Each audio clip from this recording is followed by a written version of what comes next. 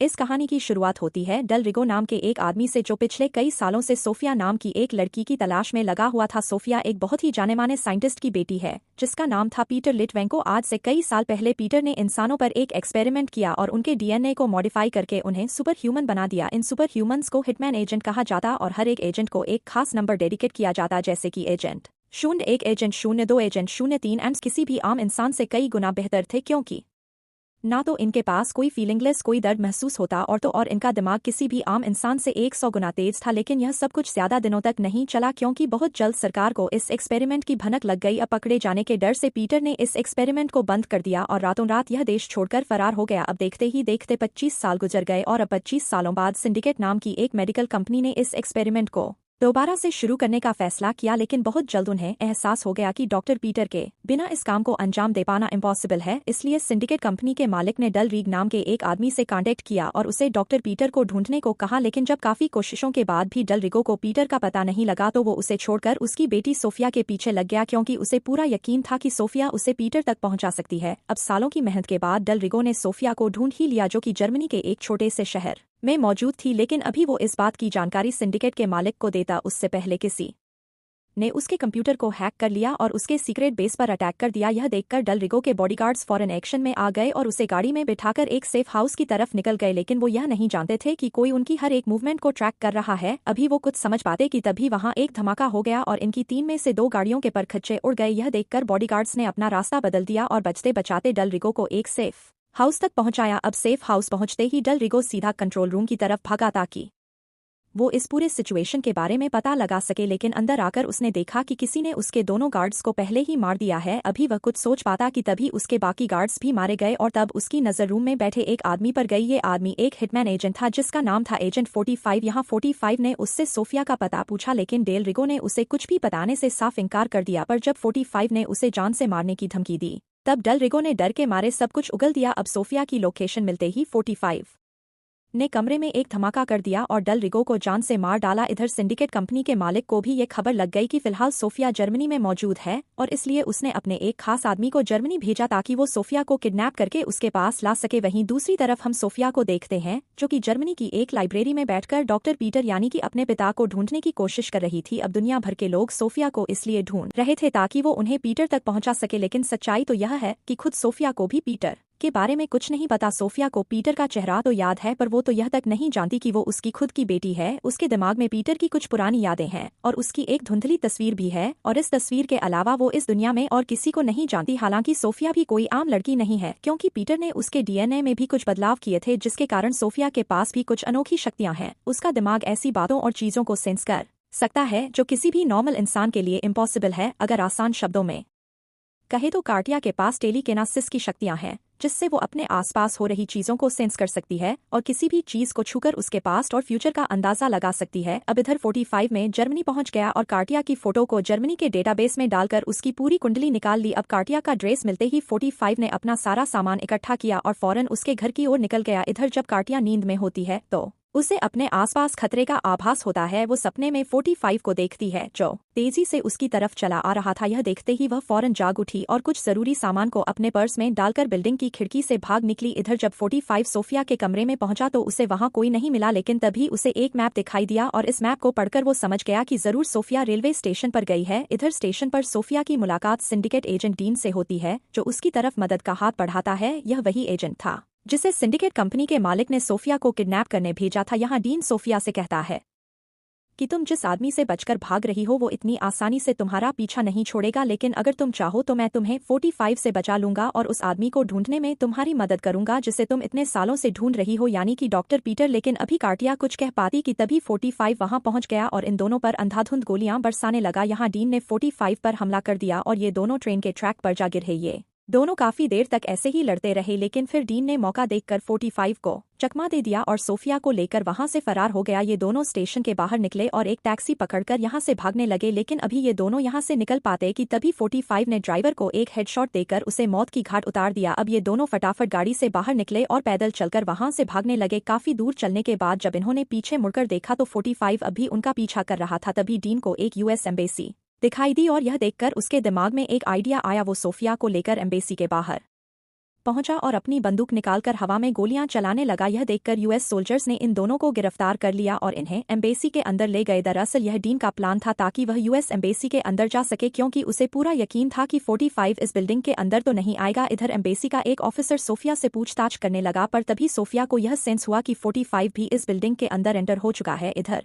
45 एक बड़ा सा बैग लेकर बिल्डिंग में एंटर हुआ और जब गार्ड्स ने इस बैग को स्कैन किया तो उन्हें अंदर से एक स्नाइपर राइफल और ढेर सारी गोलियां मिली। इसके बाद 45 को गिरफ्तार करके उसे इंटेरोगेशन रूम में लाया गया, जहां एक सीनियर ऑफिसर ने उससे यहां आने की वजह पूछी, लेकिन कुछ बोलने के बजाय 45 ने अपनी बंदूक को हवा में उछाल कर उसे फायर कर दिया और हथकड़ी को तोड़कर आजाद हो गया। इसके बाद उसने दोनों गार्ड्स को मार डाला और सीनियर ऑफिसर को बेहोश करके वहां से बाहर आ गया। इधर डीन को भी 45 के आने की खबर लग गई, इसलिए वह कमरे का कांच तोड़कर बाहर आ गया और कार्टिया को लेकर यहां से निकल गया। इसके बाद इन्होंने पुलिस की गाड़ी चुराई और 45 से बचकर भागने लगे, लेकिन बदकिस्मती से 45 ने इन दोनों को देख लिया और इनके गाड़ी के नंबर को नोट कर लिया। इसके बाद वह एम्बेसी की छत पर पहुंचा और उस गाड़ी को ढूंढकर उस पर गोली चला दी, लेकिन खुशकिस्मती से 45 की ये गोली सोफिया के हाथ में लगी और ये दोनों यहां से जिंदा बच निकले। अगले दिन डीन ने सोफिया को बताया कि डॉक्टर पीटर कोई और नहीं बल्कि तुम्हारे अपने पिता हैं। आज से कई साल पहले उन्होंने इंसानों के दिमाग पर एक रिसर्च की और उन पर ना जाने कितने एक्सपेरिमेंट्स किए, लेकिन जब सरकार को इस बात की खबर लगी तो पकड़े जाने के डर से वो रातों रात अपना देश छोड़कर फरार हो गए और उन्होंने तुम्हें भी पीछे छोड़ दिया, क्योंकि उनके साथ रहकर तुम्हारी जान को भी खतरा था। इसलिए उन्होंने तुम्हारे दिमाग को मॉडिफाई करके तुम्हें टेलीकिनेसिस की शक्तियां दी ताकि तुम खुद के दम पर जिंदा रह सको। अब इन बातों को सुनकर कार्टिया ने फौरन अपना मैप निकाला और अपनी शक्तियों को यूज करके अपने पिता को ढूंढने की कोशिश की। तभी उसे कुछ झलकियां दिखाई दी और वह फौरन समझ गई कि फिलहाल उसके पिता कौन से देश में हैं। यहाँ डीन कार्टिया से पूछता है कि तुमने अभी अभी अपनी झलकियां में क्या देखा, लेकिन अभी कार्टिया उसे कुछ बता पाती कि तभी 45 कमरे में एंटर हुआ और अपनी बंदूक की सारी गोलियां डीन के सीने में उतार दी। इसके बाद उसने सोफिया को बेहोश किया और उसे अपने कंधे पर उठाकर वहां से ले गया। कुछ घंटों बाद जब कार्टिया को होश आया तो वो एक चेयर से बंधी हुई थी और 45 उसके सामने खड़ा था। यहाँ 45 उससे कहता है कि तुम्हें मुझसे डरने की कोई जरूरत नहीं है, मैं तुम्हें मारने नहीं बल्कि सिंडिकेट के लोगों से बचाने आया हूँ। इस पर सोफिया कहती है कि अगर तुम मुझे मारना नहीं चाहते तो कल रात तुमने मुझ पर गोली क्यों चलाई। इस पर 45 कहता है कि वो कोई गोली नहीं बल्कि एक जीपीएस ट्रैकर था और उसी की मदद से मैं तुम्हें ढूंढ पाया। इसके बाद वो सोफिया का हाथ पकड़ता है और ऐसा करते ही सोफिया उस दिन की झलकियां को देखती है जब उसके पिता उसे लेकर भाग रहे थे और भागते भागते उन्होंने 45 को वहीं छोड़ दिया था। इसके बाद उसके पिता ने उसे भी छोड़ दिया क्योंकि उन्हें पूरा यकीन था कि सोफिया अपनी शक्तियों के दम पर सरवाइव कर लेगी। यहाँ 45 कहता है कि तुम भी मेरी तरह एक एजेंट हो और तुम्हारा नाम एजेंट 90 है और इसका मतलब यह है कि तुम मुझसे 2 गुना बेहतर हो। इतना कहकर 45 वहां से जाने लगा और जाते जाते सोफिया के पीछे लगे एक बड़े से फैन को ऑन कर दिया। यहाँ उसने सोफिया से कहा कि तुम अपनी बचपन की ट्रेनिंग को याद करो और रस्सी को खोलकर अपनी जान बचा लो। अब पहले तो सोफिया थोड़ी घबरा गई, लेकिन फिर आंखें बंद करके उसने अपनी ट्रेनिंग को याद किया और थोड़ी मशक्कत के बाद वो इस रस्सी को खोलकर आजाद हो गई। इसके बाद वो कमरे से बाहर आई जहाँ 45 पहले से उसका इंतजार कर रहा था। यहाँ 45 ने सोफिया से उसके पिता के बारे में पूछा, लेकिन उसके कुछ बताने से पहले ही सिंडिकेट के लोगों ने इन पर हमला कर दिया। यहाँ कार्टिया अपनी शक्तियों का इस्तेमाल करके 45 को यह बताने लगी कि सिंडिकेट का कौन सा गार्ड कहां से आ रहा है और इस जानकारी के मुताबिक 45 एक एक करके सबको मारता गया। पर तभी अचानक से डीन सोफिया के सामने आ गया और यह देखकर सोफिया पूरी तरह से हैरान हो गई। अब यहाँ यह खुलासा होता है कि डीन की पूरी बॉडी टाइटेनियम की बनी है और इसलिए उस पर गोलियों का कोई असर नहीं होता। यहाँ डीन और 45 की लड़ाई हो गई और इस बार डीन 45 पर भारी पड़ रहा था। उसने 45 की खूब धुनाई की और उसे जमीन पर गिराकर उस पर अपनी बंदूक तान दी। यहाँ सोफिया ने भी एक बंदूक उठा ली और डीन के पीछे मौजूद कमरे की खिड़की पर गोली मार दी। इस कमरे में एक बड़ा सा पंखा था और कांच के टूटते ही इस बड़े से पंखे ने कई गार्ड्स को अपने अंदर खींच लिया। हालांकि डीन इस बार भी जिंदा बच गया और जमीन पर गिरकर बेहोश हो गया। इसके बाद 45 और सोफिया बिल्डिंग के बाहर आ गए, जहां सोफिया ने बताया कि फिलहाल उसके पिता सिंगापुर में मौजूद हैं। इसके बाद ये दोनों एयरपोर्ट की तरफ भागे ताकि फ्लाइट पकड़कर जल्द से जल्द सिंगापुर पहुंच सके। इधर होश में आते ही डीन ने सोफिया का वो मैप देखा और तब उसकी नज़र सिंगापुर पर गई, जिसे सोफिया ने स्टिकर लगाकर हाईलाइट किया था। यह देखते ही वह पूरी कहानी समझ गया और सिंडिकेट के चेयरमैन को कॉल करके इसकी जानकारी दे दी। इधर चेयरमैन ने सिंगापुर के एयरपोर्ट सिक्योरिटी को कांटेक्ट किया और उनसे 45 और सोफिया को ढूंढने को कहा। अब जब ये दोनों सिंगापुर पहुंचे तो 45 ने एक पायलट की यूनिफॉर्म चुरा ली और कार्टिया से कहा कि तुम सिक्योरिटी कैमरा से बचते हुए मुझे एयरपोर्ट के मेन गेट पर मिलो। सोफिया ने भी ठीक ऐसा ही और सभी कैमरा से बचते हुए एयरपोर्ट के बाहर आ पहुंची। इसके बाद वह गाड़ी में बैठी और यह दोनों यहां से निकल गए। हालांकि सोफिया एयरपोर्ट के कैमरा से तो बच निकली, लेकिन बाहर निकलते वक्त मेन गेट के कैमरे ने उसे कैप्चर कर लिया। इधर 45 और सोफिया एक होटल में आकर रुके, जहां 45 अपनी बंदूक को सामने रखकर सो गया। इधर सोफिया ने भी सोने की कोशिश की, लेकिन अपने पिता से मिलने की खुशी में उसे नींद नहीं आ रही थी, इसलिए उसने 45 की बंदूक उठा ली और उन्हें खोलकर साफ करने लगी। इधर सिंडिकेट के लोगों ने इनकी लोकेशन का पता लगा लिया और अगली सुबह इन दोनों पर हमला कर दिया। अब चूंकि सोफिया ने 45 की बंदूक को खोल रखा था, इसलिए उसे इन गुंडों को हाथों से मारना पड़ा। यहाँ 45 काफी गुस्सा हुआ और सोफिया को आखिरी वार्निंग दी कि आगे से वह उसकी चीजों को हाथ ना लगाए। इसके बाद ये दोनों होटल से निकलकर उस जगह पर जाने लगे जिसे कार्टिया ने अपनी झलकियां में देखा था, लेकिन जाने से पहले 45 ने सोफिया को एक चाकू दिया ताकि वक्त आने पर वह अपनी रक्षा कर सके। अब सालों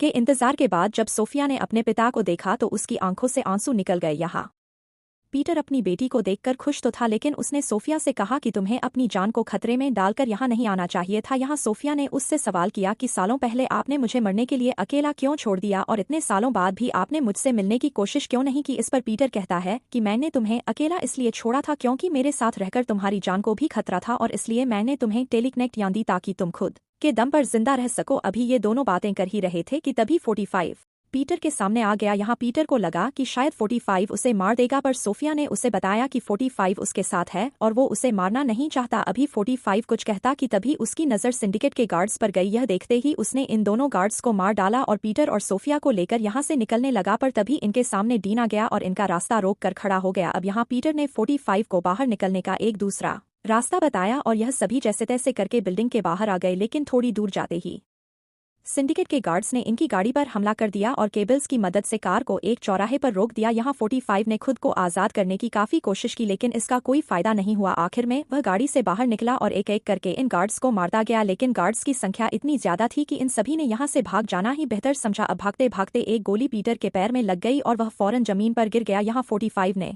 उसकी मदद करने की कोशिश की, लेकिन पीटर ने उन्हें यहाँ से भाग जाने को कहा। हालांकि सोफिया इसके लिए राजी नहीं थी, पर अब इनके पास कोई और चारा भी नहीं था, इसलिए 45 सोफिया को लेकर वहां से निकल गया और इधर सिंडिकेट के लोगों ने पीटर को बंदी बना लिया। इसके बाद पीटर को सिंडिकेट के ऑफिस लाया गया, जहां डीन ने उसे कुर्सी से बांधकर उससे हिटमैन एजेंट बनाने का फार्मूला पूछा, लेकिन जब पीटर ने उसे कुछ नहीं बताया तो डीन ने उसकी बॉडी में एक केमिकल का इंजेक्शन लगा दिया। इंजेक्शन के लगते ही पीटर को काफी तेज दर्द हुआ और उसके दिल की धड़कन भी काफी बढ़ गई, लेकिन इसके बावजूद भी वो चुप रहा और डीन को फार्मूला बताने से साफ इंकार कर दिया। इधर दूसरी तरफ 45 ने बिल्डिंग के कैमरास को हैक कर लिया और अंदर की सभी चीजों को मॉनिटर करने लगा। यहाँ उसने एक प्लान बनाया और फायर ब्रिगेड को कॉल करके यह झूठी खबर दी कि सिंडिकेट के ऑफिस में आग लग चुकी है। इसके बाद उसने बिल्डिंग के स्पीकर्स को यूज करके सिंडिकेट के चेयरमैन को ये ऑफर दिया कि अगर तुम पीटर को छोड़ दो तो मैं तुम्हें बदले में सोफिया दूंगा। सोफिया पीटर की बनाई गई सबसे बेस्ट एजेंट है और उस पर रिसर्च करके तुम अपने सभी सवालों के जवाब पा सकते हो। अब चेयरमैन को भी यह आइडिया पसंद आया और उसने 45 से हेलीपैड पर लैंड करने को कहा, लेकिन वो यह नहीं जानता था कि हेलीकॉप्टर में सिर्फ सोफिया मौजूद है। यहाँ सोफिया ने लैंड करने के बजाय हेलीकॉप्टर को सीधा बिल्डिंग में घुसा दिया, जिससे सिंडिकेट के कई गार्ड्स की मौत हो गई। इधर 45 की बुलाई फायर ब्रिगेड भी बिल्डिंग तक पहुंच गई और 45 भी एक फायर फाइटर बनकर बी में एंटर हो गया। इधर कार्टिया भी अपने हिटमैन मोड में आ गई और एक एक करके सभी गार्ड्स को मारती गई। यह देखकर डीन और बाकी गार्ड्स ने चेयरमैन को एक सेफ कमरे में पहुंचाया, लेकिन अपना 45 तो यहाँ पहले से मौजूद था। उसने डीन को देखते ही उस पर गोली चला दी और यहाँ इन दोनों के बीच लड़ाई शुरू हो गई। अब चूंकि डीन पर गोलियों का असर नहीं हो रहा था, इसलिए 45 ने उसे एक इलेक्ट्रिक वायर से बांध दिया और बिल्डिंग की सारी बिजली उसकी बॉडी से गुजार दी। आखिरकार यह तरकीब काम कर गई और फाइनली डीन का अंत हो गया। अब इधर कंपनी का चेयरमैन पीटर को लेकर यहाँ से भागने लगा और यह देखकर 45 और कार्टिया भी उसका पीछा करने लगे। यहाँ गार्ड्स ने इन रोकने की काफी कोशिश की, लेकिन ये दोनों एक एक करके सबको मारते गए, पर जब तक ये दोनों ऊपर पहुंचे तब तक चेयरमैन पीटर को लेकर यहाँ से उड़ चुका था। यहाँ चेयरमैन ने पीटर से कहा कि वह बहुत जल्द वापस आएगा और सोफिया को ढूंढकर इस एजेंट प्रोग्राम को दोबारा शुरू करेगा। अब यह सुनकर पीटर काफी परेशान हो गया और अपनी बेटी को बचाने के लिए एक फैसला लिया। उसने अपनी जेब से एक अस्थमा का पंप निकाला, जो कि असल में एक बॉम्ब था। पीटर ने